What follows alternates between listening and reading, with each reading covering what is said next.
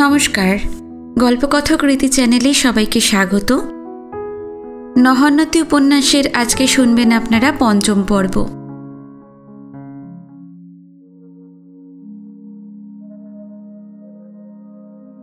বড় টেবিল ল্যাম্পটা জ্বলছে। এক পাশে বেতে সোফাটার উপর আমি হেলান দিয়ে বসেছি, অন্য পাশে খাটের উপর মির্চা বসেছে। ওর পাটা ছড়িয়ে দিয়েছে। এই ভঙ্গিতে ওর পাটাই আমার বারবার মনে পড়ে।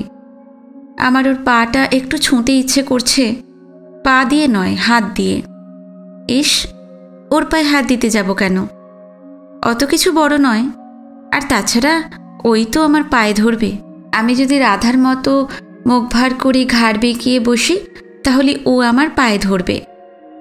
দেহি পদপল্লব মুদারাম, এটা হলে বেশ হতো। সত্যি সত্যি রাগ তো আর হচ্ছে না, ওই কবিতাটার কথাই ভাবছি। গীতগোবিন্দ পড়ে এই রকম একটা ছবি ভেসে ওঠে। রাধা ঘাড় ফিরিয়ে বসে আছে, আর কৃষ্ণ পায়ের কাছে নত। কৃষ্ণের রং কালো নয়, সাদা। আমাদের বামন ঠাকুর গান করছেন, মান করে থাকা আর কি সাজে। এখন জয়দেব পড়ছি। নীল রঙের মলাটে পূর্ণ চক্রবর্তীর আঁকা ছবি দেওয়া বাংলা অনুবাদ সহ একটা বই উপহার পেয়েছি। বাংলা অনুবাদটা পড়ি না অবশ্য, দরকার কি এমন কবিতা পড়ে। গীতগোবিন্দ এমনিই বোঝা যায়, যদিও সবটা বুঝি না। যেমন স্মরগরল খণ্ডনং, গরল কি, গরল আবার কোথায় প্রেমের মধ্যে।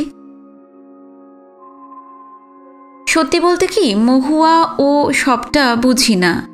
মহুয়ার মায়া কবিতাটির মধ্যে বাবা বলেন একটা গভীর দার্শনিক তত্ত্ব আছে, আমাকে বুঝিয়েও দিয়েছেন, কিন্তু আমি এখন দার্শনিক তত্ত্বে মন দিতে পারছি না।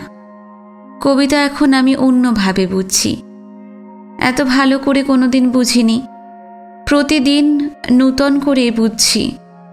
কিন্তু মহুয়ার ওই কবিতাটা, এই ক্ষণটুকু হোক সেই চিরকাল, আমি বুঝতে পারছি না।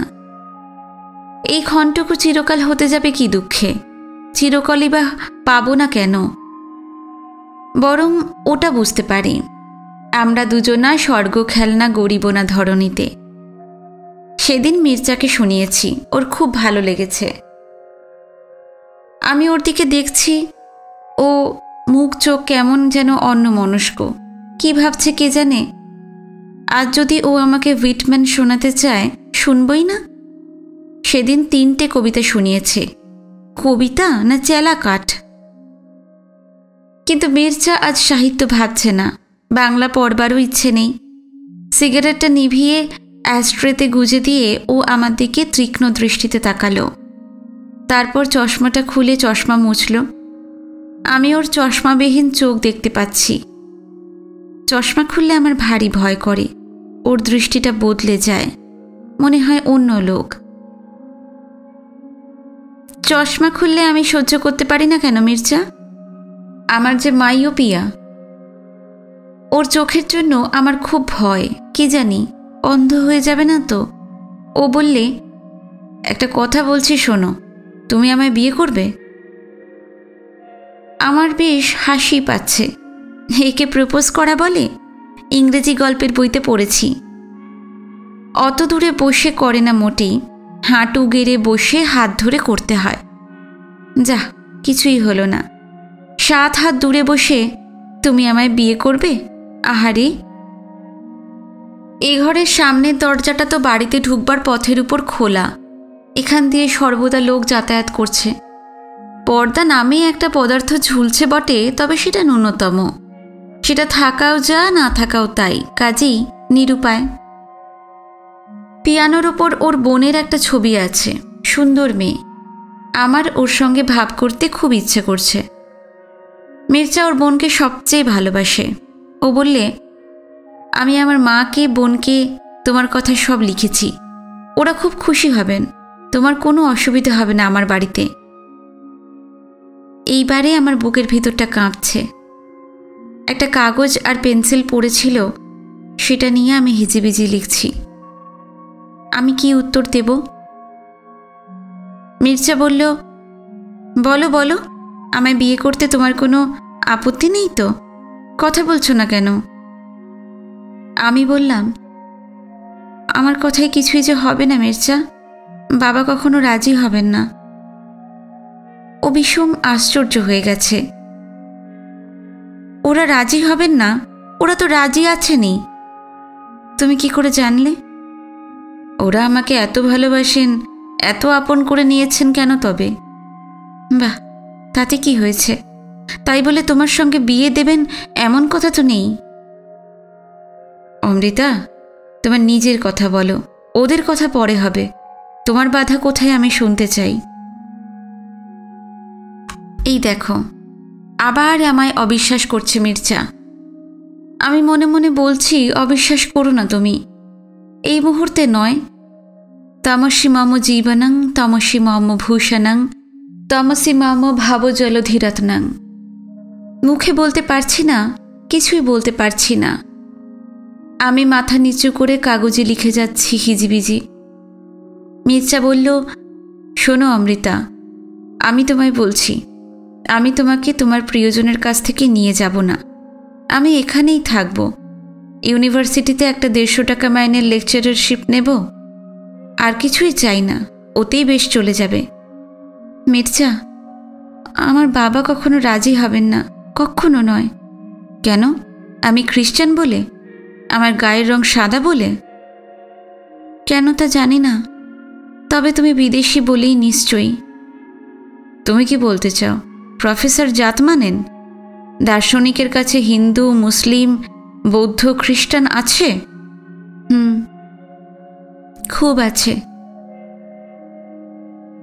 আমি কাগজে লিখছি, তুমি আমার কেন এত কাছে এলে? কেন? কোথা থেকে এলে? কেন এলে? মির্জা বলছে, তাই যদি হবে তাহলে ওরা তোমাকে আমার সঙ্গে এরকম ছেড়ে দিলেন কেন? সব সময় আমরা একসঙ্গে আছি। তাতে কি হয়েছে? ভাই বোনের মতো কি মেশা যায় না? আমরা যে পারলাম না সে তো আমাদেরই দোষ। সে কি? ও বিস্মিত, মর্মাহত, যেন এমন কথা জন্মে শোনেনি। আমার রাগ হচ্ছে। ক্যাটালগ করতে দেওয়া মানেই কি বাগদান নাকি? ওর সঙ্গে মিশতে দেওয়ার অন্যায়টা কি হলো?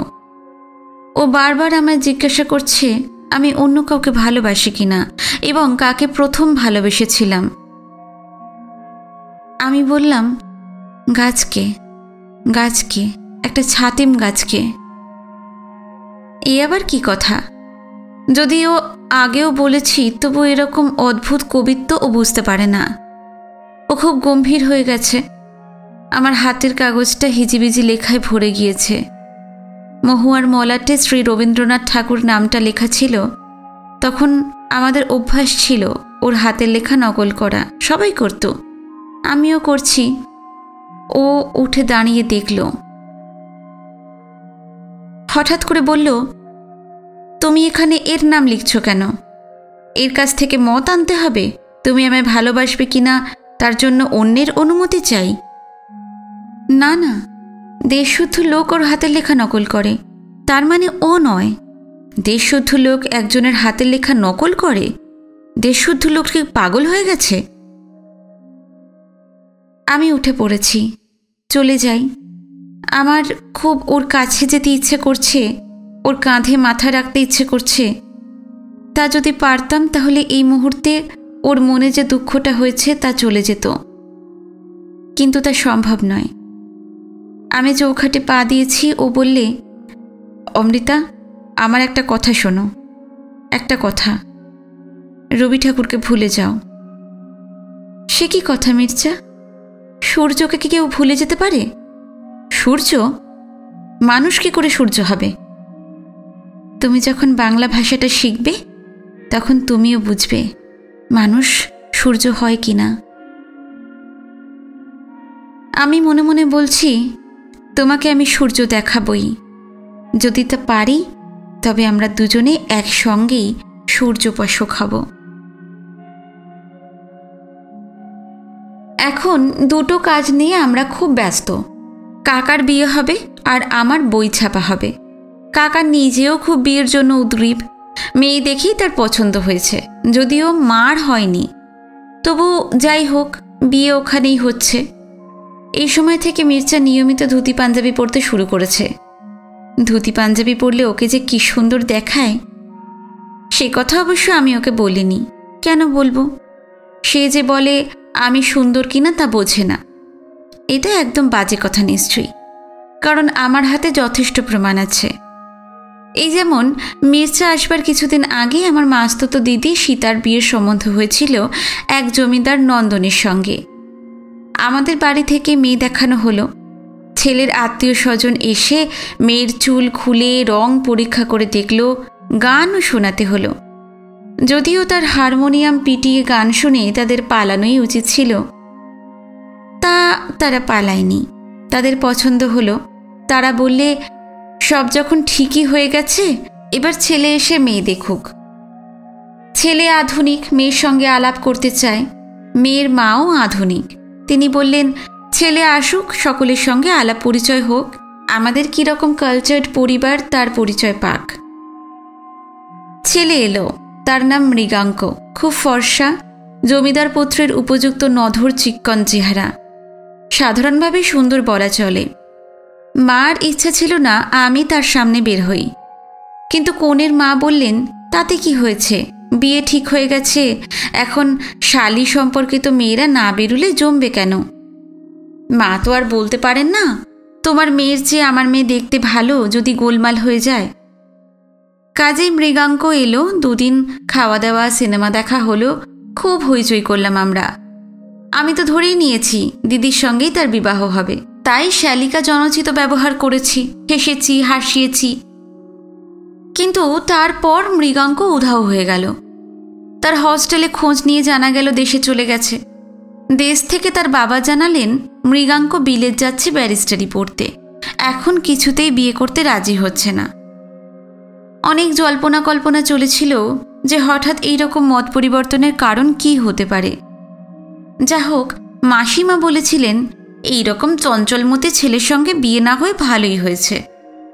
আর এখন শুনছি কয়েকদিন আগে বাবার কাছে বিলেত থেকে সে প্রস্তাব পাঠিয়েছে, সে আমায় বিয়ে করতে চায়। বাবা মা সকলেই অসন্তুষ্ট। মা বললেন, তখনই দিদিকে বলেছিলাম রুকে বের করব না, আত্মীয় স্বজনের মধ্যে এরকম কখনো ভালো? বাবা বললেন, বেশি ফরওয়ার্ড হতে গেলে এমনই দশা হয়।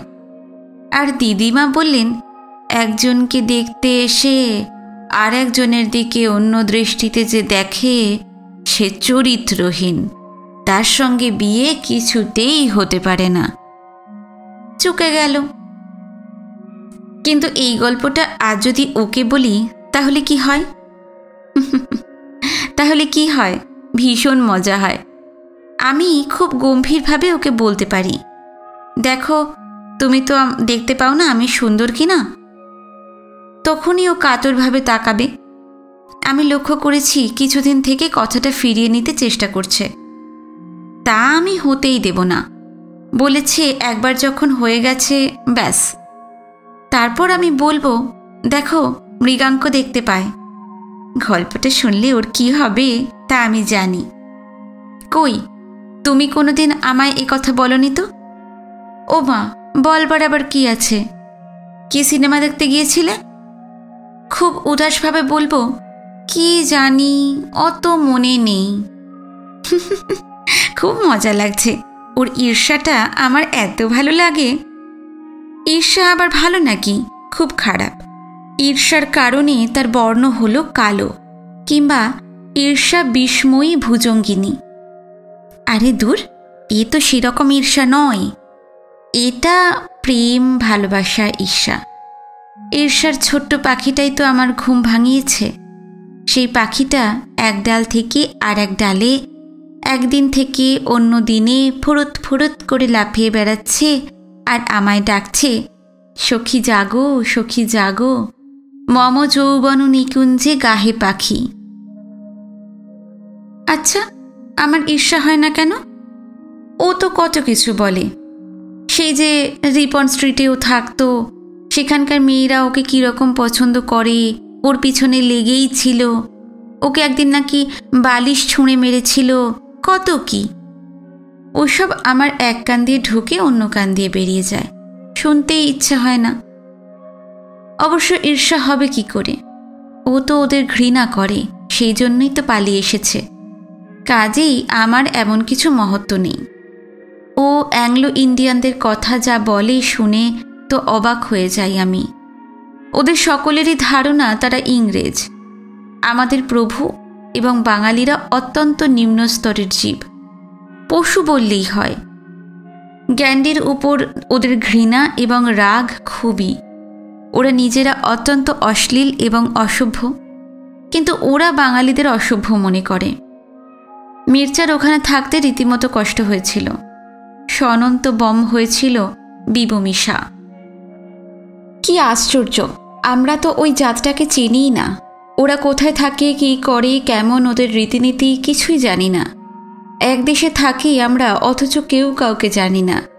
ওরা আমাদের সঙ্গে এক দেশে বাস করছে এবং চিরকাল আমরা একসঙ্গে থাকব, তবু কেউ কাউকে চিনতেই পারবো না। ওরা আমাদের সম্বন্ধে কত কুৎসিত কথা ভেবে রেখেছে, আর আমি তো ওদের অস্তিত্বই খেয়াল করিনি। ওরা যে আছে, আমাদের সম্বন্ধে কিছু ভাবছে, এই বা কে লক্ষ্য করেছে? মির্জা না বললে কোনো দিনও আমার মনে পড়তো না যে অ্যাংলো ইন্ডিয়ান বলে একটা জাত আছে। ওদের সঙ্গে দেখা হয় ট্রেনে যাতায়াত করবার সময়, আর দূর থেকে রেলওয়ে কোয়ার্টারে ওদের দেখি। আমার কিন্তু ওদের খারাপ লাগে না। ওদের জানলায় পর্দা কেমন টান টান করে টাঙায়। বাঙালিরা পর্দা টান করে টাঙাতে পারে না। ওরা জানলায় টবে ফুল রাখে, বাগান করে, বাঙালিরা করতে পারে না। তবে ওরা আমাদের ঘৃণা করে, খুবই ঘৃণা করে। মির্জা বললেও জানি ওরা আমাদের সঙ্গে ট্রেনে এক কামরাতেও চড়বে না। আর আমরা কি ওদের ঘৃণা করি না? খুব করি। বর্ণসংকর কথাটা কি ভালো? ওরা আমাদের জানে না, তাই যদি জানতো তাহলে ঘৃণা করতো না। আমি যদি ওই মেয়েদের সঙ্গে মিশতে পারতাম তাহলে কখনো আমাকে ঘৃণা করতো না। আজ পর্যন্ত আমায় কেউ ঘৃণা করেনি। ওই যে ছেলেটা মাঝে মাঝে মির্জার কাছে আসে, একবার ওর সঙ্গে ভাব করে দেখি কেমন ঘৃণা করে। ইস, ঘৃণা করলেই হলো? আমি যদি বলি মির্জা ওর সঙ্গে একটু আলাপ করিয়ে দাও তো, ও আমায় ঘৃণা করে কিনা পরীক্ষা করে দেখব, তাহলে কি হয়? পাখি ডাকবে আবার, মম যৌবন নিকুঞ্জে গাহে পাখি। মির্জা আজকাল রোজই বিকেলে ধুতি পাঞ্জাবি পরে, আর শুনছি ও আর্য হবে, হিন্দু হবে। ও তো হিন্দু শাস্ত্র পড়েছে, তাই বলেই ধর্মত্যাগ করবার দরকার কি? আমি জানি না ও কেন হিন্দু হতে চায়। এই বিষয়ে প্রধান উৎসাহী কাকা। এমন কি হতে পারে যে ও হিন্দু হলে আর কোনো বাধা থাকবে না তাই ভাবছে? ভুল ভুল। ও আমাদের সমাজটাকে একেবারেই চেনে না। এখানে কোনো কাজের যুক্তি নেই। বাবা কি জানেন না যে তার ছাত্রদের মধ্যে মির্জা নিঃসন্দেহে শ্রেষ্ঠ? কিন্তু তাতে কি? ও যে অন্য জাত, জাত কি একরকম? একে তো ও অন্য দেশের মানুষ, তারপর খ্রিস্টান। তা যদি নাও হতো, ও যদি হিন্দু বাঙালিও হতো, তাহলেও আমাদের জাত হওয়া চাই। তাতেই হবে না, গোত্র পৃথক হওয়া চাই। হায় রে, কত যে ছোট বড় নিষেধের গ্রন্থি, তা ও জানে না। জানে, সবই জানে, শুনছে তো অনবরত। আমাদের প্রথা সংস্কার সম্বন্ধে ওর জিজ্ঞাসার অন্ত নেই, কিন্তু ও জানে না এগুলো আমাদের বাড়িতেও কতটা মানা হয়। আর বাবা যিনি এত জানেন, যার অগাধ পাণ্ডিত্যের শেষ নেই, তবুও তিনি জানেন না গোত্র বা জাত যাই হোক, মানুষের সুখ দুঃখ তার উপর নির্ভর করে না। আর আমি মানি না, এসব আমি মানি না। মির্জার সঙ্গে আমার যদি বিয়ে নাও হয়, সারা জীবন দিয়ে প্রমাণ করব আমি মানি না। কোনো আচার বা প্রথা মানুষের চেয়ে কখনো বড় হবে না আমার কাছে। জাতের কথা দূরে থাক, আমি হিন্দু সমাজের কিছুই মানি না, পুজোই মানি না। দেশের বাড়িতে কি হয়েছিল পুজোর সময়? 2 বছর আগে আমি দেশে গিয়েছিলাম। দেশ অর্থাৎ আমাদের পূর্ববঙ্গের গ্রামের বাড়িতে। সে বাড়িতে 70 জন লোক একসঙ্গে বাস করেন। এরা সব জ্যাঠতো খুড়তো ভাই ও তাদের ছেলে মেয়ে। এছাড়া থাকে 15-20 জন ছাত্র। তারা এই কবিরাজ বাড়িতে টোলে পড়ে, একসঙ্গে সকলের রান্না হয়। এই বাড়ির কর্তা যিনি, তিনি সকলের বড় ভাই, তারই সবচেয়ে রোজগার বেশি। অন্যেরা তারই অন্নে মোটামুটি প্রতিপালিত। তিনি দোর্দণ্ড প্রতাপ, তার 2টি স্ত্রী। বড়র ছেলে হয়নি, তাই তিনি আবার বিয়ে করেছেন। এই কাজটির জন্য মা কাকা এরা তার প্রতি বিমুখ, কিন্তু বাড়িতে অনেকেই আছে যারা বিমুখ নয়, বা হলেও বলবার সাহস নেই, কারণ তিনি প্রতিপালক। পুজোর সময় আমরা 2-4 দিনের জন্য বেড়াতে গিয়েছি।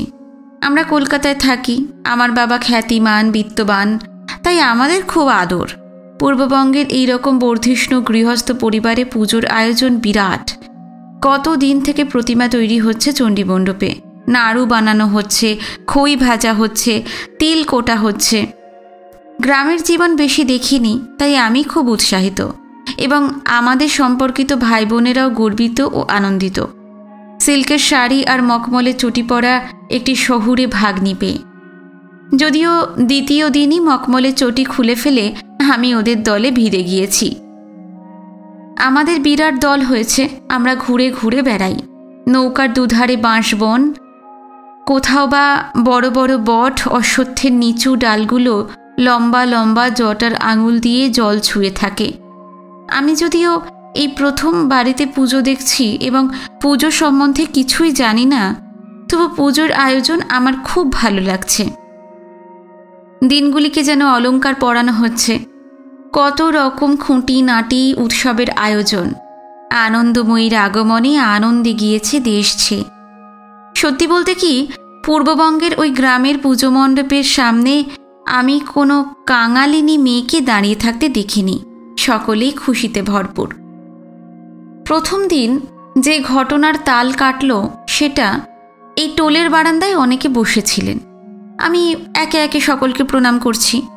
একজন শ্বেতশস্ত্র সৌম্যদর্শন বৃদ্ধকে দেখে আমি তাকে প্রণাম করতে যেতেই তিনি প্রায় লাফিয়ে উঠলেন এবং বাধা দিলেন তো বটেই, অন্যেরাও বললেন ওকে প্রণাম করতে হবে না, উনি মুসলমান। আমি তো স্তম্ভিত। এত অভদ্রতা কেউ করতে পারে? জ্যাঠামশাই যেন আমার অপরাধের জন্য ক্ষমা প্রার্থী। ছেলে মানুষ কি না, কিছু জানে না। আমার সবচেয়ে দুঃখ হলো যে বাবাও কিছু বললেন না। পরে একলা পেয়ে যখন বললাম এ কী অভদ্রতা, বাবা বললেন, তুই ঠিকই করেছিলি, বয়োজ্যেষ্ঠকে প্রণাম করবি, জাত দিয়ে কি হবে? তবে তুমি যে চুপ করে রইলে কেন? বড় দাদা রয়েছেন, উনি বলছেন, তাই কি বলা যায়? এখন মির্জার কথা যত ভাবছি এসব মনে পড়ছে। বাবা যদি বুঝতেও পারেন কোন কাজটা ঠিক, বাবা পারবেন না করতে। এইসব আত্মীয় স্বজন যাদের সঙ্গে আমাদের কোনো মনের যোগ নেই, যারা আমাদের অর্ধেক কথা বুঝতেই পারে না, তারাও প্রবল বাধা হয়ে উঠবে। মেজ জ্যাঠামশাই দেশ থেকে চলে আসবেন। ওরে নরেন, এই মহাপাতক করিস না, 14 পুরুষ নরকস্থ করিস না, করিস না। প্রতিমার পিছনে চালচিত্র আঁকে নসু। একদিন দেখি সে একটা মাঝারি গোছের মহিষ এনে গাছতলায় বাঁধছে। এটা কি হবে? আমি যদিও বুঝতে পেরেছি, ভালো মতোই বুঝতে পেরেছি কি হবে, তবু জিজ্ঞাসা করছি। আমার কষ্ট হচ্ছে, বুকের ভিতরটা মোচড় দিচ্ছে। নসু বলল, অষ্টমীর দিন মায়ের কাছে বলি হবে, 8টা পাঁঠা আর একটা মহিষ। কে বলি দেবে? আমি ছাড়া আর কে এক কোপে কাটতে পারবে? নসু, তোমার লজ্জা করছে না? একটা অসহায় জীবকে এক কোপে কাটবে, তার আবার বড়াই করছো? এটা কখনো ধর্ম হতে পারে? ও মা, কও কি খুকি, মার পূজায় বলি হইব না? তারপর ভাই বোনেরা সব জড়ো হলো। আমি ওজস্বিনী বক্তৃতা দিতে লাগলাম। আমাদের বয়সী অনেকেই আমার মতানুবর্তী হলো। আমরা সদল বলে মেজ জ্যাঠামশাইয়ের কাছে গেলাম।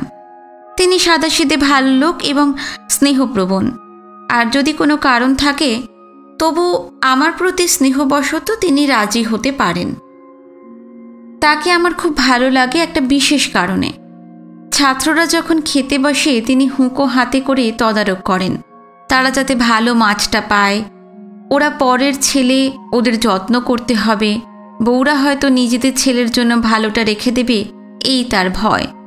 এই রকম আর কোনো কর্তা ব্যক্তি করবে না এই বাড়িতে। মেজো জ্যাঠামশাই ধর্মতত্ত্বের আলোচনায় যেতে রাজি নন। তিনি স্পষ্ট বলে দিলেন যে তিনি তো বাড়ির কর্তা নন, বাড়ির কর্তা যিনি বড় তার দ্বারস্থ হও, তিনি যা বলবেন তাই হবে। তার ঘরের কাছে পৌঁছে পিছন ফিরে দেখি ভাই বোনের দলটি অন্তর্হিত। তখন সেই ভয়ানক রণশিবিরে আমি একলাই প্রবেশ করলাম। দুর্দণ্ড প্রতাপ কর্তা একটি রোগা ছোট্ট মানুষ, হুঁকো হাতে উবু হয়ে খাটের উপর বসেছিলেন। বয়স 60-এর কাছে, আর তার তরুণী ভার্যা একটি দুগ্ধপোষ্য শিশুকে দুগ্ধপান করাচ্ছিলেন। আমি যথেষ্ট গুছিয়ে আমার বক্তব্য পেশ করলাম। প্রধান প্রার্থনা হচ্ছে ওই মহিষ এবং ছাগলগুলোকে ফিরিয়ে দেওয়া হোক। যদি প্রবৃত্তিকে বলি দেওয়াই প্রয়োজন হয় তবে বৈষ্ণবদের মতো লাউ বা কুমড়ো বলি দেওয়া যেতে পারে।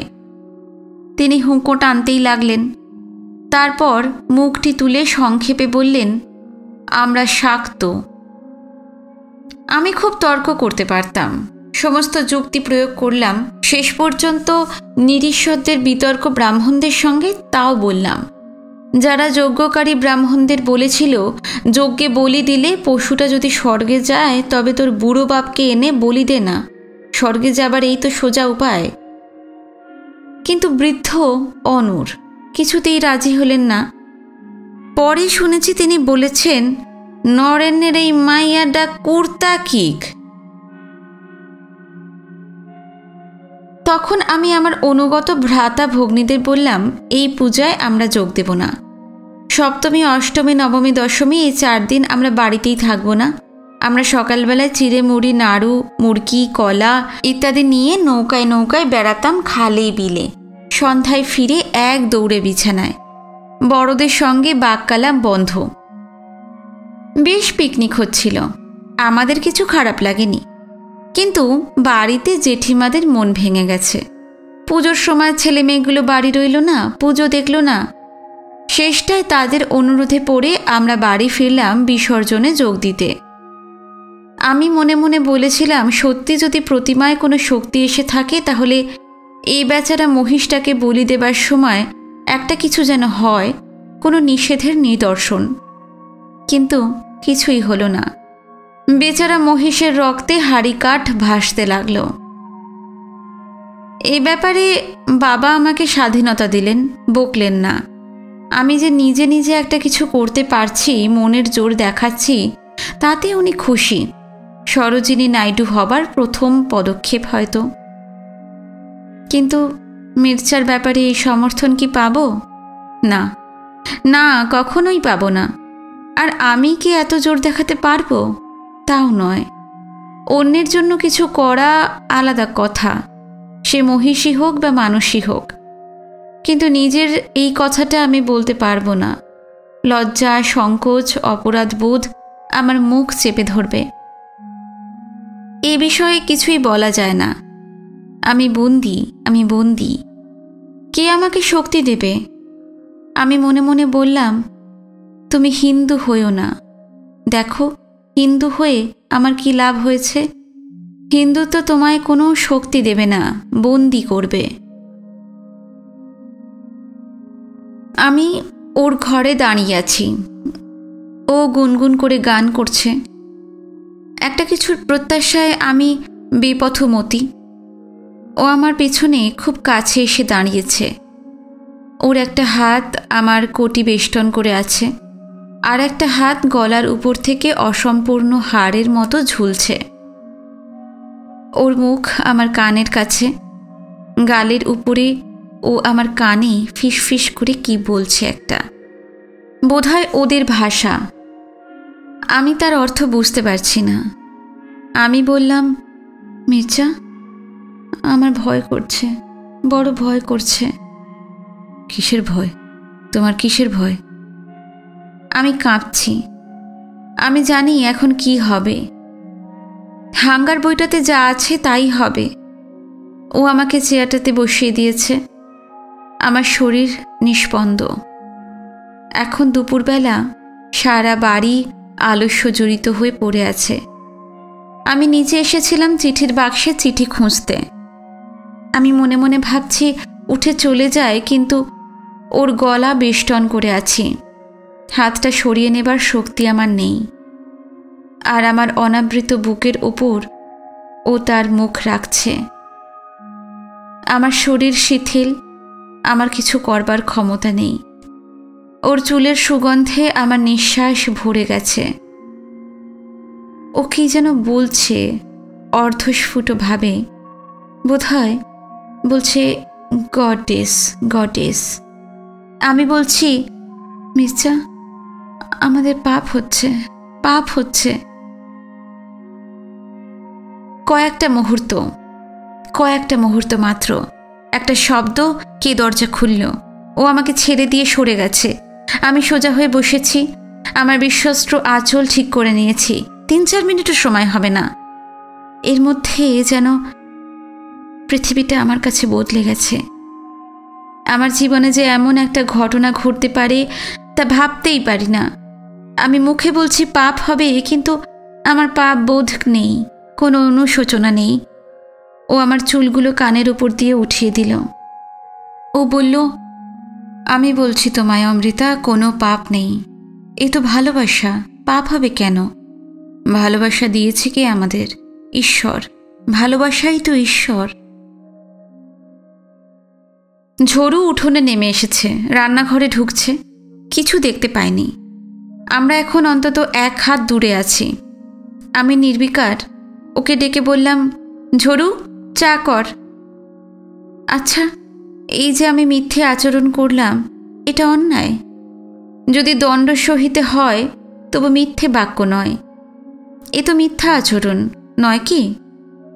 কিন্তু এ কথা মির্জাকে বলে তো লাভই নেই। ভালোই তো যে ও পাপ মনে করে না। ও যদি পাপ মনে করে দূরে চলে যেত, লাভটা কি হতো আমার? তাহলে তো ওকে আর পেতামই না। আমি তো ওকে চাই। ওর দিকে তাকিয়ে দেখছি ও ঠোঁট চেপে আছে, ওর হাত একটু কাঁপছে। ওকে অধীর মনে হচ্ছে। ও ধৈর্য হারিয়েছে কেন? আমি পাপের কথা বলেছি বলে ও রাগ করলো নাকি? আমার ইচ্ছে হচ্ছে ওর কাছে গিয়ে গলা জড়িয়ে ধরতে, কিন্তু সে তো অসম্ভব। ঝড়ু উঠে পড়ছে না। আমার অন্য মন যেন ভ্রুকুটি করছে। সে বলছে, না না, এখানে আর 1 মুহূর্ত থেকো না, পালাও পালাও, এখনই ওর কাছ থেকে চলে যাও। আমি উঠে পড়লাম, ওর দিকে আর তাকালামই না। অস্থির পায়ে দ্রুত উপরে চলে গেলাম। সেদিন রাত্রে আর ঘুমই আসে না। অনেকক্ষণ পর্যন্ত ওর স্পর্শটা আমার গায়ে লেগে রইল। এইরকম একটা অভিজ্ঞতা চেপে রেখে সুস্থ থাকা মুশকিল। আমি কিছু গোপন করতে অভ্যস্ত নই। তাই কি ভিতরটা এত অধীর? না অন্য কোনো প্রত্যাশা আছে? কি প্রত্যাশা থাকতে পারে? আমার নিজের চোখ নিজের দিকে তাকিয়ে আছে। যেখানে এক অজ্ঞাত গুহার অন্ধকার, সেই দিকে ফেরানো সেই চোখ বিরক্ত ও অনুসন্ধিৎসু। আমি আজ মাটিতেই মাদুরে শুয়ে আছি, ঠান্ডা পাথরের মাটিতে গুড়িয়ে গুড়িয়ে ভাবছি, আচ্ছা, এই অভিজ্ঞতাটা কি আমি কবিতায় লিখতে পারি? ওরে বাবা, কি হয় তাহলে? মা বাবার চেয়েও আর একজনকে বেশি ভয়, সজনীকান্ত দাস। সেই ব্যক্তিকে আমি দেখিনি, কিন্তু তার শনিবারের চিঠি। ওরে বাবা, ছেলেদের কলেজে কবিতা পড়ি বলেই আমাকে বকুল বনের পাখি বলে ইঙ্গিত করে কত কী সব লিখেছে। এই ঘটনার আভাস পেলে আমাকে শায়েস্তা করে দেবে। নিশ্চয়ই অনেক লোকই এসব বিষয় লিখেছে। এমন তো হতে পারে না শুধু আমারই মন এত বিষয়ে ভরে গেছে। তবে আমার আর লেখার দরকার কি? কড়ি ও কোমলে একটা কবিতা আছে, ওটা ভালো নয়, আমি ওটা পড়ি না, চাপা দিয়ে রাখি। এমন একটা কবিতা যে কেন মহাকবি লিখতে গেলেন, আমার সেই 2-3 মিনিট সময়টা ভাবতেই ভালো লাগছে। আমার ভয়ও করছে, আমি আচ্ছন্ন হয়ে যাচ্ছি। আমি জানি না এই অনুভূতির উৎস কোথায়, শরীরে না মনে? আর একজন আমার প্রিয় কবির কবিতা মনে পড়ছে। Words are but loads of chain in my flight of fire. I pant, I sink, I expire. আমি ভাবছি flight of fire, flight of fire. আমার মাথার মধ্যে ঘুরপাক খাচ্ছে এই কথাটা। আমি ডুবে যাচ্ছি, ডুবে যাচ্ছি। আমার মাদুরটা পালকের বিছানা হয়ে গেছে। কাকার বিয়ের জিনিসপত্র কিনে ঢুকছি ওর ঘরের দরজার সামনে। আমায় দেখে ও আমার হাত থেকে জিনিসগুলো নিয়ে নিল। আমার ভার লাঘব হলো। এইগুলো ওদের দেশের নিয়ম, এই নিয়ম ভালো। আর কাকাকে দেখো না, আমার ঘাড়ে সব জিনিস চাপিয়ে তরতর করে চলে গেল সিঁড়ি বেয়ে। আর খোকা, আমি যদি ইটও বয়ে নিয়ে যাই, এগিয়ে আসবে না সাহায্য করতে। মেয়েরা ঘরে ঢুকলে ও উঠে দাঁড়ায়, না বসা পর্যন্ত বসে না, পর্দা তুলে ধরে দাঁড়িয়ে থাকে। এইসব ইউরোপের আদব কায়দা আমাদের বাড়ির মেয়েরা এসব খুব পছন্দ করে। এমনকি যে মাসি আমায় বকেছিলেন যে সাহেব ছোনাটার সঙ্গে এত হিহি করছি বলে, তিনিও সেদিন মাকে বলছেন, মেজদি, এই সাহেব ছেলেটি কিন্তু খুব ভালো, কি সুন্দর ডাল ভাত হাত দিয়ে চেটেপুটে খেয়ে গেল। কি বলবে যে সাহেব ঠিক যেন আমাদের ঘরের ছেলে। আমার খুব হাসি পাচ্ছে। আমার সঙ্গে হাসছিল বলে ছোনাটা ছিল, আর হাত দিয়ে যেই ভাত খেলো অমনি ছেলেটি হয়ে গেল।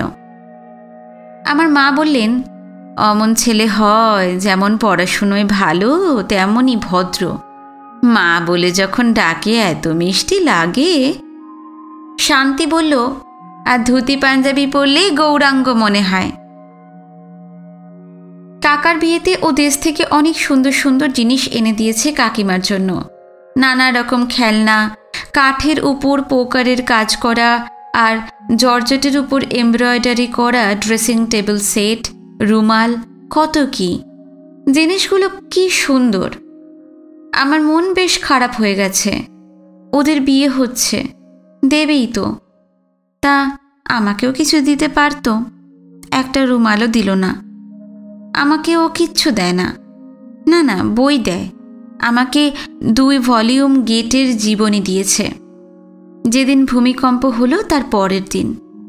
মির্জার এখানে আসার স্থান, কাল ও অস্তিত্বের একমাত্র নিদর্শন এই অসীম কাল সমুদ্রে একটি ক্ষুদ্র দিগদর্শন ওই বই দুখানি আমার কাছে এখনও, অর্থাৎ 1972 সালেও আছে। ভূমিকম্পের রাতটা ভারী সুন্দর। গভীর রাতে ভূমিকম্প হলো।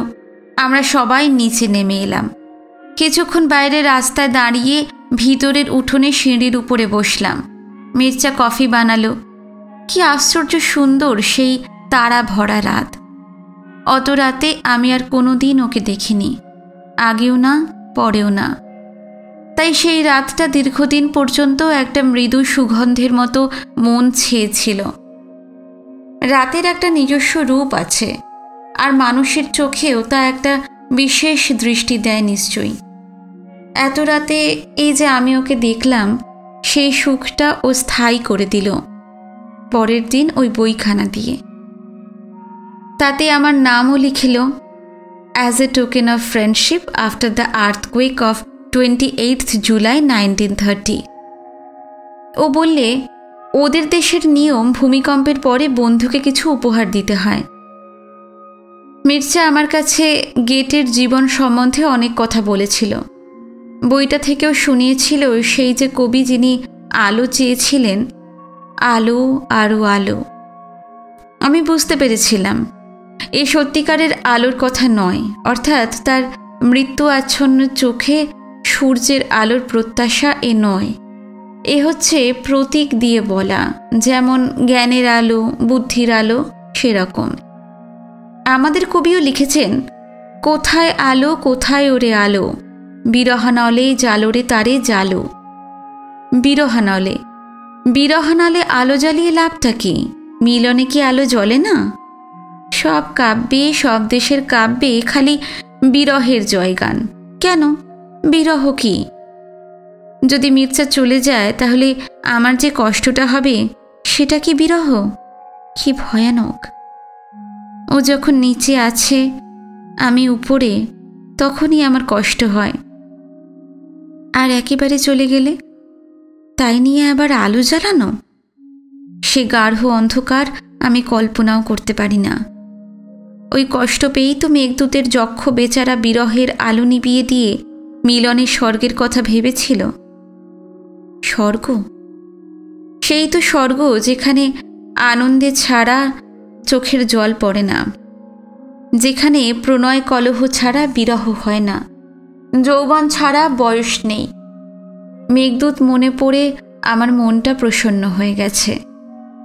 আমি আবৃত্তি করতে করতে সিঁড়ি দিয়ে উঠছি। বাবা বসবার ঘর থেকে বেরিয়ে এলেন। মেঘদূত বলছিস, ভালো করে উচ্চারণ কর, আমার সঙ্গে বল, বলে তিনি শুরু করলেন। তুমি শুনতে পেলে কি করে? কোনোখানে এক বিন্দু সংস্কৃত উচ্চারণ হবে আমার কানের আওতায়, আর আমি শুনতে পাবো না, তাই কি হয়? সাবিকে নিয়ে একটা ভারী মুশকিল হয়েছে। ও 1 মিনিট আমাদের সঙ্গ ছাড়ে না। কিছুদিন থেকে বলছে ও মির্জাকে বাংলা পড়াবে। মির্জাও বলে তাই ভালো, তাহলে বরং বাংলাটা শেখা হবে। কারণ আমি ওকে যত বাংলা শেখাচ্ছি, সেও তত আমাকে ফ্রেঞ্চ শেখাচ্ছে। এই 2 ভাষায় আমরা যে পারদর্শী হয়ে উঠব তার সম্ভাবনা কম। সবচেয়ে মুশকিল এই যে মির্জা মনে করে সাবি একেবারে ছোট সরল মেয়ে, কিচ্ছু বোঝে না। ওর সামনে আমরা অল্প বিস্তর প্রেমালাপ করতে পারি, ও আমার হাত ধরতে পারে, ইত্যাদি ইত্যাদি। কিন্তু এটা ভুল। আমি 16 পূর্ণ হয়ে 17য় পড়ব, ও 11 পূর্ণ হয়ে 12তে। 12 বছরের মেয়ে এত কিছুও ছোট নয়। তাছাড়া ও তখন যৌবনে প্রবেশ করেছে, কিন্তু ও খুব ছেলে মানুষই করে কথা বলে। ওর যখন মাত্র 6 বছর বয়স, তখন আমাদের এক ব্রাহ্ম আত্মীয়ার বিবাহ বিচ্ছেদ হলো। সেই অভাবনীয় ঘটনায় সারা বাংলাদেশ তোলপাড় হচ্ছিল। মহিলারা একত্র হলে আর কোনো কথা নেই, স্বামীর ত্যাগ ভালো কি মন্দ এই বিতর্ক। আমার মা মাসিরা তখন সেই সব আলোচনা করতেন। ওকে চলে যেতে বললে যাবে না, বলে বলো না, আমার সামনে বলো, আমি ছেলে মানুষ, কিছু বুঝবো না। তবে তখন সত্যিই বুঝতো না, কিন্তু এখন বোঝে, নিশ্চয়ই বোঝে। ওর খুব কৌতূহল। কৌতূহল ভালো, সেটা জিজ্ঞাসা না থাকলে মানুষ জানবে কি করে। এছাড়াও একটা নতুন ব্যাপার ওর মধ্যে লক্ষ্য করছি। আমাকে নিয়ে বাবা যে এত বাড়াবাড়ি করেন, আমাকে রবি ঠাকুর এত ভালোবাসেন, কিংবা আমি যে তাকে এত ভালোবাসি, সেখানে যাবার সুযোগ পাই। অত বড় একজন ব্যক্তি আমার এত আপন, কিন্তু ও সেখানে পৌঁছতে পারছে না, এতে সে কষ্ট পাচ্ছে। এই কষ্টটা তীক্ষ্ণ এবং তীব্র, কিন্তু এটাতে তো ওর দোষ নেই। কেউ যদি চোখের সামনে এতটা পেতে দেখে তাহলে তার কষ্ট হতে পারে। ওর যে এখনো সময় হয়নি, হলেই পাবে, তা তো বোঝার বয়স হয়নি ওর। ও ঠোঁট ফোলাচ্ছে, কাঁদছে, বলে বেড়াচ্ছে দিদিকে সবাই ভালোবাসে, আমাকে কেউ ভালোবাসে না। ছোট্ট মেয়ের এই মিষ্টি কথায় সবাই হাসে, কিন্তু তাতে ওর দুঃখটা তো যায় না। আমি যখন দিল্লি গিয়েছিলাম তখন রামানন্দ চট্টোপাধ্যায়কে ও একবার বলেছে, দিদি না থাকলে তো এই বাড়িতে আসেনি না আপনি। এখন ও মির্জাকে ধরেছে। ও বুঝতে পারছে মির্জার সঙ্গেও আমার একটা বিশেষ ভাব হয়েছে, যেখানে সে নেই। আমার মনে হয় ও অনেকটাই বুঝতে পেরেছে, এবং ওর মনে হচ্ছে এই লোকটিও দিদিকে ভালোবাসবে। এই কথাটা নিয়ে আমি কারোর সঙ্গে আলোচনা করতে পারছি না। কার সঙ্গে করব? আমার বিশেষ ভয় মির্জা কিছু বুঝতে পারছে না বলে। কি জানি কখন ওর সামনে কি প্রকাশ করে ফেলে। একদিন সাবি বলে হচ্ছে, তোমরা চোখে চোখে কি কথা বলছো? আমি মির্জাকে যখন বললাম, ও এর মধ্যে সাহিত্যরস খুঁজে পেল। খুব হাসছে। চোখে চোখে কথা বলা, a good expression, let us try it again. আমি যত সাবিকে লক্ষ্য করছি, একটা অজানা আশঙ্কায় বুকের ভিতরটা কাঁপছে। এই সুখের স্বর্গ ভেঙে দেবে না তো? ইচ্ছে করে না হলেও ওর ভিতরের জমা উত্তাপে? না না, ও ছেলে মানুষ, কি করবে? কিন্তু রোজ এই দুশ্চিন্তা আমি ভোগ করছি। আমি জানি শান্তি সব জানে, খোকা জানে, ওদের অনুমোদন আছে। ওরা কখনো বলবে না, সম্ভবত কাকিমাও জানে, বলবে না। আমার ভয় শুধু ওই পুঁচকে মেয়েটাকে।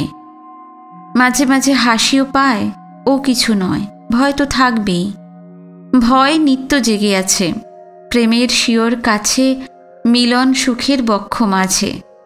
আনন্দের হৃৎস্পন্দনে কাঁপিতেছে ক্ষণে ক্ষণে বেদনার রুদ্রদেবতা যে। কবিতাটা ভয়ানক, গা ছমছম করে। আমরা রোজ শেভ্রেলে গাড়িতে করে বেড়াতে যাই, কখনো যশোর রোড দিয়ে, কখনো ব্যারাকপুর রোড দিয়ে, কখনো টালিগঞ্জের নালার পাশ দিয়ে, অর্থাৎ টালিগঞ্জ সার্কুলার রোড দিয়ে। গাড়িতে বাবা, মা, আমি, মির্জা, সাবি ও ছোট 2 ভাই। মির্জার সামনে বসে ভাইদের নিয়ে এই বেড়ানোর সময়টুকুই আমরা একটু গাছপালা দেখতে পাই। আমার খুব ইচ্ছা করে ওর সঙ্গে একলা বেড়াই, গাছপালার মধ্যে, জ্যোৎস্নায় বা অন্ধকারে তারার আলোতে। বইতে তো কত পড়েছি, সেরকম আমাদের কি কখনো হবে না? কি করে হবে? প্রফুল্ল ঘোষ ছিলেন ইংরেজির অধ্যাপক, তিনি ভালো শেক্সপিয়ার পড়ান। বাবা মাঝে মাঝে তাকে ধরে আনতেন, এলেই তিনি শেক্সপিয়ার শোনাতেন। একবার তাকে নিমন্ত্রণ করে এসেছেন, রাত্রে খাবেন ও শেক্সপিয়ার পড়বেন। তারপর আমরা বসে আছি, আসেনি না, আসেনি না। যখন আমরা অধীর হয়ে উঠেছি, ঘুম পাচ্ছে, রাগ হচ্ছে, তিনি তখন এলেন। খাওয়া দাওয়া হলো, সব খেলেন। তারপর মুখ ধুতে ধুতে বললেন, দেখুন, আজ প্রফেসরের উপযুক্ত কাজ করেছি। আমি নিমন্ত্রণের কথা একেবারে ভুলে গিয়েছিলাম। খেয়ে দিয়ে মুখ ধুতে ধুতে মনে পড়ল, ওহ, আজ নিমন্ত্রণ। এ যেন সেই রকম ননদ ভাজের গল্প।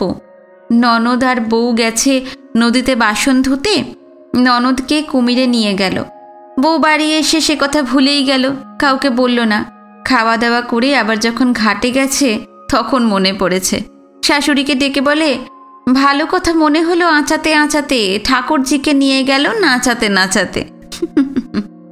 ভদ্রলোক বিশাল বপু নিয়ে ঝেঁকে ঝেঁকে ছড়া বলছিলেন, আমারও সেই রকম হলো।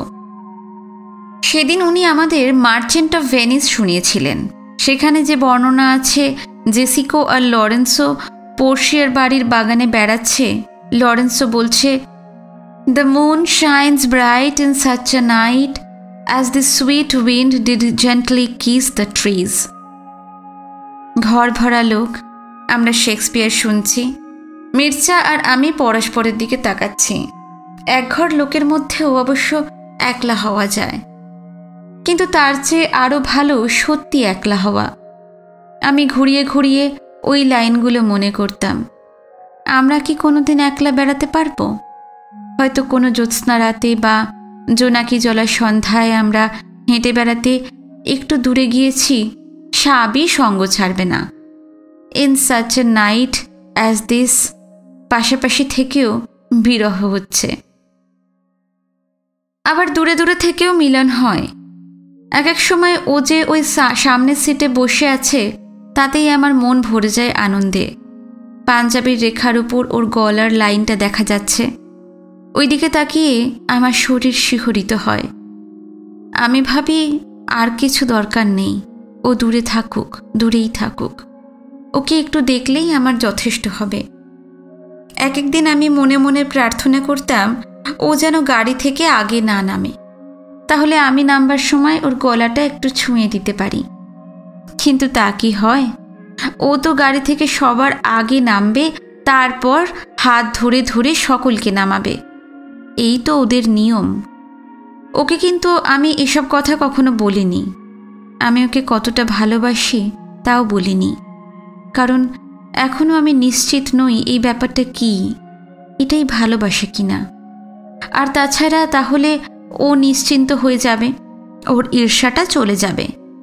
যেমন আমার ঈর্ষা নেই, ওর ঈর্ষাটাই আমার সবচেয়ে ভালো লাগে, তাই আমি ইচ্ছে করি এমন সব কাণ্ড করি যাতে ওর ঈর্ষা হয়। যেমন সেদিন লেখক অবাবু ওর ঘরে বসেছিলেন, আমি তার সঙ্গে গল্প জুড়ে দিলাম খুব। 2-4টে ইংরেজি কথা বলে বাংলাতেই গল্প করলাম। কেন, আমরা বাঙালি না? উনি আছেন বলে সবসময় ইংরেজি বলতে হবে নাকি? আমি একবারও ওর দিকে তাকাইনি পর্যন্ত। সেদিন ওর মুখের ভাবটা আষাঢ়স্য প্রথম দিবসের মতো মেঘাচ্ছন্ন। ঈর্ষা হলেও ও একটু নিষ্ঠুরও হয়, সেটাই সবচেয়ে ভালো লাগে। আমার এই মনের ভাবটা কি? ককেট্রি? ডিকশনারি দেখতে হবে। কিছুদিন থেকে ওর সর্দারিটা খুব বেড়ে গেছে। আমাকে ধরেই নিয়েছে যেন ওর সম্পত্তি। ওর ধারণা মা বাবা এবং বাড়ির সকলেই এটা জানে এবং অনুমোদন করে। তবে আর কি, হয়েই গেল সব। আমার বেরি বেরি হয়েছিল, তাই পা ফুলে থাকে, সেজন্য পায়ে কবিরাজি তেল মালিশ করি। কিন্তু তার মানে এই নয় যে কখনো খালি পায়ে চলতে পারবো না। পাথরের ঠান্ডা মেঝের ওপর পা রাখতে ভালো লাগে, কিন্তু ও তা দেবে না। চটি পড়ো। লঙ্কা খাবার সঙ্গে বেরি বেরি কোনো সম্পর্ক নেই। সর্ষের তেলে বেরি বেরি হয়, তাও বুঝবে না। রোজ একবার করে বলবে লঙ্কা খাবে না। সেদিন খাবার পরে আমি, কাকিমা ও মির্জা খাবার টেবিলেই বসে গল্প করছি। ও আমার উপর রেগে আছে লঙ্কা খেয়েছি ওর কথা শুনিনি বলে। ও কাকিমাকে বলছে, কাকিমা, তোমার নতুন বিয়ে হয়েছে, তোমার মাধুর্য প্রয়োজন, তুমি লঙ্কা খেও না। ঝাঁঝালো যেসব মেয়ে তারা যা খুশি করুক। আমি বললাম, যেসব ছেলেরা বেশি মিষ্টি, যাদের সবাই বলে কি ভালো ছেলে, আসলে তাদের কোনো পৌরুষ নেই। তার মানে আমি লঙ্কা খেতে পারি না ঝাল বলে? আমার সাহস নেই? এই বলে ও কাঁচা লঙ্কা ও লেবু শুদ্ধ প্লেটটা এগিয়ে নিয়ে একটার পর একটা লঙ্কা তুলে চিবিয়ে খেতে লাগলো শুধু মুখেই। কি সর্বনাশ! ডাকাত একেবারে। আমি উঠে পড়েছি। ফেলে দাও, ফেলে দাও। ও টেবিলের নিচে 2 পা বাড়িয়ে দিয়ে আমার পা দুটো বন্দি করে ফেলল। গায়ে কি জোর! বেশি টানাটানিও করতে পারি না, কাকিমা বুঝে ফেলবে যে আমি বন্দি। ও পরপর 2-3টে লঙ্কা খেয়ে ফেলেছে। ও ঠোঁট ইতিমধ্যেই ফুলে গেছে, থুতনি পর্যন্ত লাল হয়ে গেছে। ফর্সা মুখের এখানে ওখানে লাল। ও কিন্তু অবিচলিত। আমি হাত বাড়িয়ে প্লেটটা কেড়ে নেবার চেষ্টা করছি, কিন্তু কাকিমা নির্বিকার, হেসে লুটোপুটি খাচ্ছে। কাকিমা কিছু বুঝতে পারছে না, একটা লোক সামনে বসে আত্মহত্যা করছে। সবই বুঝতে পেরেছে, ওর মন আর আমার মন তো একই ধাতুতে গড়া। সাবি চিৎকার করলো, মা মা দেখো, দিদি ইউক্লিড দার সঙ্গে মারামারি করছে। মা রান্নাঘর থেকে ছুটে এলেন। ও তৎক্ষণাৎ আমার পা ছেড়ে উঠে দাঁড়িয়েছে। মা স্তম্ভিত, চিত্রার্পিত। এমন একটা কাণ্ড ওই শান্ত ছেলেটা করল। এ কি ইউক্লিড, কাঁচা লঙ্কা চিবিয়ে খাচ্ছ কেন? কাকিমা বললে, হইতো রু কথা শোনেনি বলে। রু কথা শোনেনি বলে? সে কি কথা? সেই প্রথম আমি মার চোখে সন্দেহের ছায়া দেখলাম। মা ওর দিকে 1 চামচ মাখন এগিয়ে দিলেন। বাটিটা ওর হাতে দিয়ে বললেন, মাখন খাও। মির্জা বাটিটা নিয়ে মাথা নিচু করে ওর ঘরে চলে গেল। মা এইবার খুবই রেগেছেন। কখন খাওয়া দাওয়া হয়ে গেছে, এখানে বসে বসে আড্ডা হচ্ছে কেন? তোমাদের কি কারোর কোনো কাজ নেই?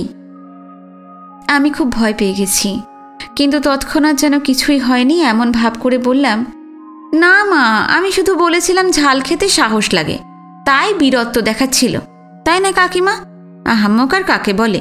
লঙ্কা কখনো শুধু শুধু খায়? আমার গলা নিরুত্তাপ, যেন কিছুই হয়নি। মা বিশ্বাস করে নিলেন। সন্দেহের মেঘ উড়ে গেল, কারণ মা উড়িয়ে দিতে চান। যাদের ভালোবাসেন তাদের সম্বন্ধে কোনো সন্দেহ মনে স্থান দিতে চান না। অপ্রিয় সত্যের মুখোমুখি হবার সাহস মায়ের নেই, অর্থাৎ তখন ছিল না, শুধু নয়, কোনো দিনও হয়নি।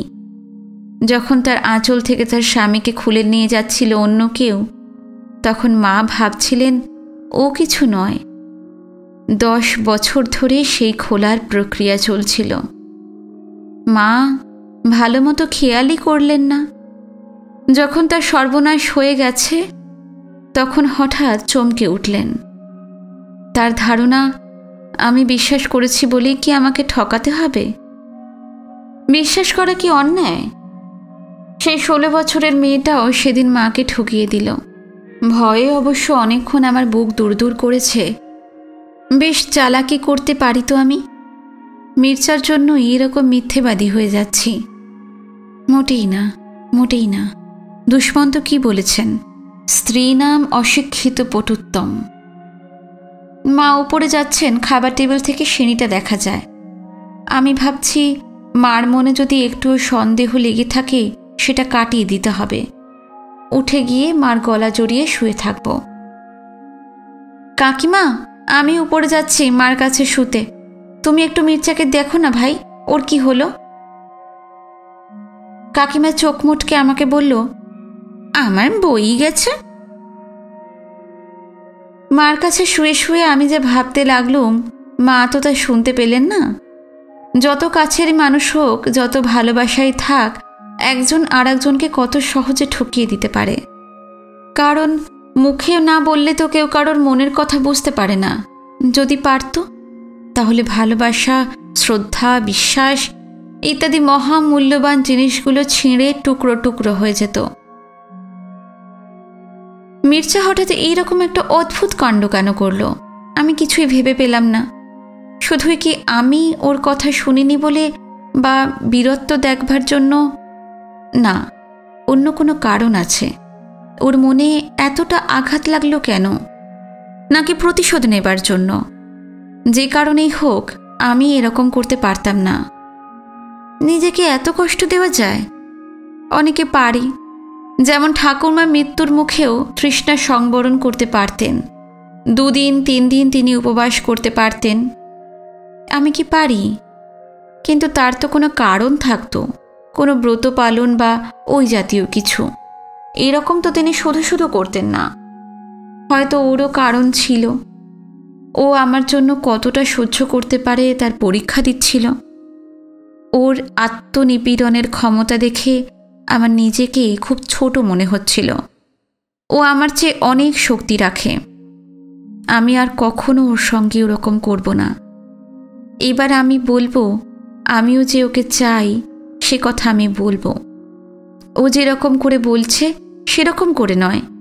ওর খুব কাছে বসে ওর শঙ্খচিলের মতো সাদা পায়ের উপর হাত রেখে বলবো। পা রেখে নয়। পায়ে পা দিলে কি হয়? ও তো আমার চেয়ে বড়, বয়সে, বিদ্যায় আর মনের জোরে অনেক বড়। আমি নিজেকে পরাজিত মনে করেছিলাম, তাতে আমার কষ্ট নেই। আমি সুখী। আত্মপীড়নের শক্তি দেখিয়ে ও অনেক বড় হয়ে গেছে।